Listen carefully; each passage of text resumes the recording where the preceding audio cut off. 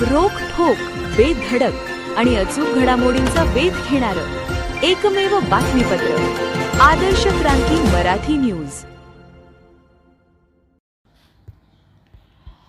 श्रीकृष्ण मंदिराचे भूमिपूजन 108 चिन्मय स्वामी पुरी महाराज यांच्या हस्ते संपन्न.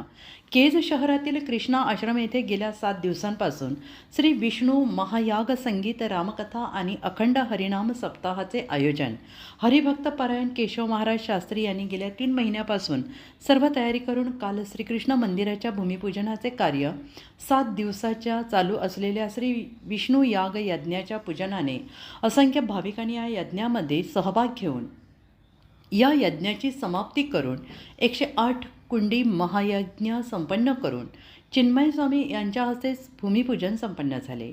या भूमिपूजनाप्रसंगी केज तालुक्यासह जिल्ह्यातील असंख्य भाविक भक्त उपस्थित होते. या मंदिराचे भूमिपूजन झाल्यानंतर हरिभक्त पारायण रामराव महाराज ढोक यांच्या काल्याच्या कीर्तनाने 7 दिवस चाललेल्या कार्यक्रमाची समाप्ती करण्यात आली. यावेळी केशव महाराज शास्त्री आलेल्या सर्व भाविकांचे आभार मानून विशेष सर्व स्वयंसेवकांचे 7 दिवस सेवा देऊन जे सहकार्य केले याबद्दल सगळ्यांचे शतशः आभार मानून या कार्यक्रमाचा समारोप करण्यात आला. तसेच या मंदिराच्या बांधकामासाठी लागणारे स्टील, लोखंड टाकळी गावचे भूमिपुत्र राजेभाऊ घुले आणि श्री विष्णू घुले यांनी देण्याचे जाहीर केले. तर टाकळी गावचे सरपंच अनंत घुले आणि श्रीकांत घुले यांनी या मंदिरासाठी 11 लाखांची देणगी जाहीर केली.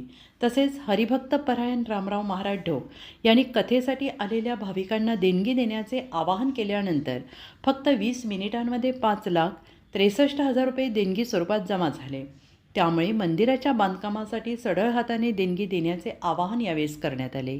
महायज्ञासाठी वापरलेली वीट ज्या भाविकांना पाहिजे असेल त्यांनी 200 रुपये देऊन घेऊन जावे व आपल्या घरात पूजेसाठी किंवा तुळशी वृंदावनाच्या ठिकाणी वापरून तिचा वापर करावा. केज शहरातील कृष्णा आश्रम येथे चालू असलेल्या 108 कुंडी महाविष्णू याग संगीत, रामकथा, अखंड हरिनाम सप्ताहाची सांगता करण्यात आली. आदर्श क्रांती मराठी न्यूज चॅनलला लाईक करा, शेअर करा आणि सबस्क्राईब करा.